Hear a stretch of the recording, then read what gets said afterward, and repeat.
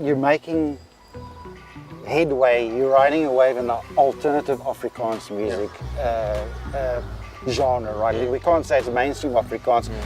How are those tannies with the blowharder taking you? I mean, those are the stock standards at the Skouspels and that kind of thing. Are they like, is hulle nie bang for you? Look, I must say the people in general are quite, they're quite open. Even when I did this jam with Steve, I was bracing myself for the uppercut to come, you know, but it never came. Yes. And there's like 8 or 9 dislikes and there's hundreds of likes, you understand, and thousands of. So for me, I was like, I did a show in Firkin, I do shows in Pretoria, I do shows, and then there's, I mean, Steve was the one who took me to Barnyard Theatre one time, and there was, I mean, just in the context of your question, there was not even a colored or black waiter there. So you can imagine where I am. This isn't for Vereniging Barnyard. But he asked me to step on stage and do a song, and he went down and he wanted to listen. And I got an amazing reception, you understand? I think it's farcical to think that people don't want to see the language grow, the accents, they don't want to hear the new metaphors. And I mean, I'm busy bringing out the book next year with new words and all my music is also about new words and stuff. But it's hard fought, but for me now it's very important to kind of address the idea of the language and where it's heading. Yes. With my theatre production earlier this year, I did the Afrikaansvatter.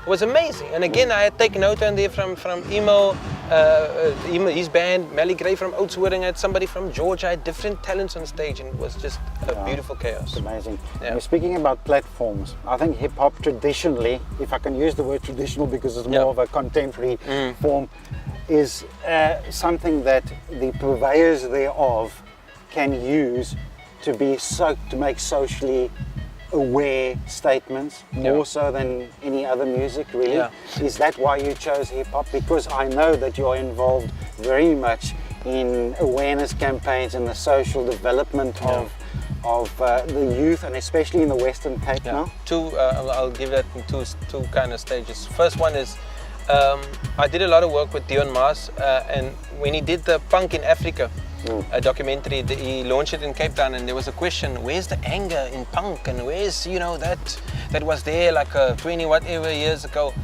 It's in Afrikaans hip hop, you know, because that's now the group that feel. We're not getting played on the radio. Hemelbesem stuff is not played on the radio. Hemelbesem stuff is not played on TV, really. The problem though that we have, Afrikaans is the only language in South Africa that's not only a language, unfortunately. It's also considered a genre. And that's unfortunate. So now, if I go on a stage, I'm a hip-hop artist. I've been doing this for 1997. I can tell you so many dudes have been doing this for way long. Yeah. But Joburg, for instance, the hip-hop scene will not recognize them. They don't even know who I am. You know, I've never been on a major hip-hop stage. That is the sad thing about this. Yet every other language, whether it's Xhosa, Tswana, whatever, they get to those stages. But Afrikaans is considered a genre as well. But to talk about... it's going to change though. No, it's busy changing. But currently now I think it's important to realize that hip-hop, because it speaks so directly about stuff, my first Afrikaans track was called As jy maar drink, drink jy baba saam.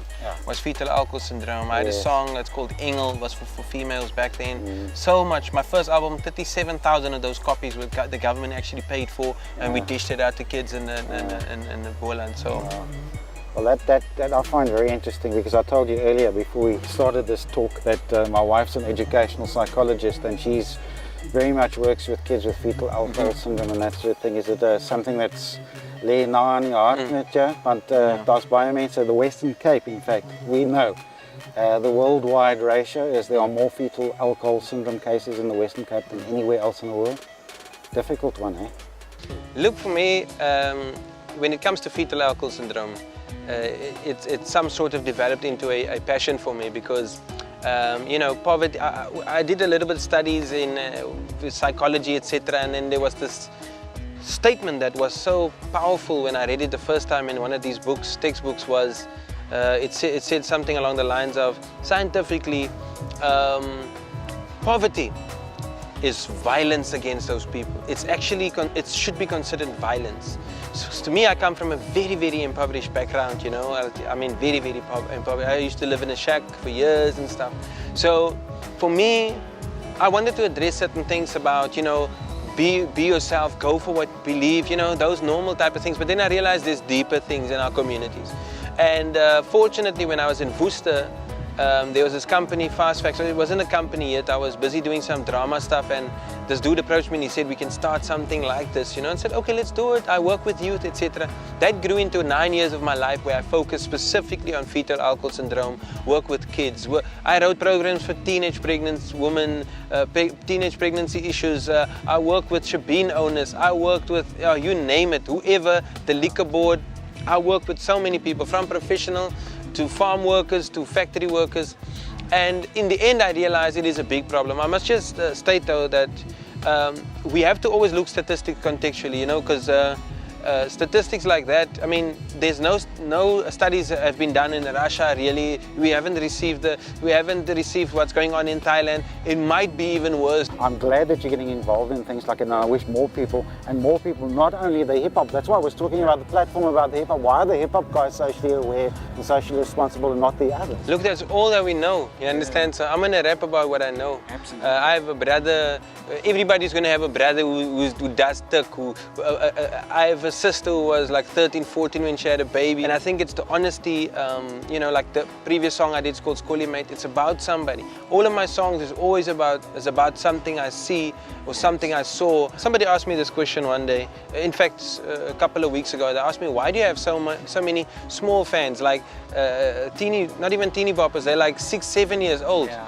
Why do you have, because I can't, my stuff is very layered, yet they somehow catch it, you know, or I don't know. And then I drove away and I thought about it, and I thought maybe from when they are so young, they still recognize when something is genuine. There's a couple of kids that came to my show and they were sitting in the front row and they were with me with my lyrics. Yeah. I was looking at them while I was performing, I'm like, wow, they're really looking for genuineness through music, politics, science, church, whatever, you know. So I think it's just important for us to be genuine. I want to tell you, I've been a country music songwriter for the past 30 years. And my songs that I write, and I think to a large degree the narrative in country music has also got to do with poverty. Okay, look, it comes from the hillbilly south or the white poverty and all the rest of it. But I want to ask you on camera, Big Shot TV, if you would be prepared to do a collaboration with my band Rocking Horse. I would not mind to work with anybody who wants to take the risk to work with Hemelbesem, because that is a risk, you know, and it means that somebody has actually took time to listen to my work. I like the idea of crossover work, you know, Yeah, it's very important. Yeah. And tell me what's up next year. What are you into next year? What are your future projects? I'm a project with the Dutch consulate here, which is very important. It's about bridging Afrikaans, and I was recently in Netherlands. I'm going over again April, and I'm bringing some artists over. It's about the language and where we connect, you know. And then secondly, to me, important, I'm bringing a book out as well, Afrikaans Vatter. It's a collective of all this words and new sayings and stuff. And then with that, there's talks of the show that we want to launch, a TV show on CakeNet. So if that comes through, you know, look out for that. And then my album is now in stores. Listen, I want to ask you one last thing. I see you've got across your arm. Is that your mic arm? Silence. Do you call that your mic arm? It's my mic arm. Yes. Silence. Please show the camera that. You weet hip hop artists raas mos. Yeah. Now, why have you got silence written across This your is arm? pointed to the people who's listening to me. Okay. You know, they are supposed to be silent, and for me it's important to, when people are silent, just, you know, we think. What I say, they must always be in thought. I don't want people going like, wow, when I perform. I hate that. I want people to be silent, to listen. Everybody in my circles, they know I'm about thought. And that's why there's 3 exclamation marks there. Okay. It's shouting that silence. Shut up, oh, you're back.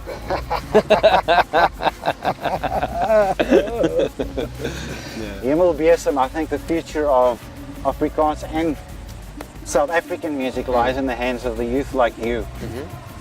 Keep doing it, dude. I salute you. Thanks, boss. Thanks for the Appreciate it. chat. Thanks for the chat, man. Thanks. Catch us next time on Big Shot TV and Off the Record with Tony Ridgway. Speak to another amazing character in the music industry.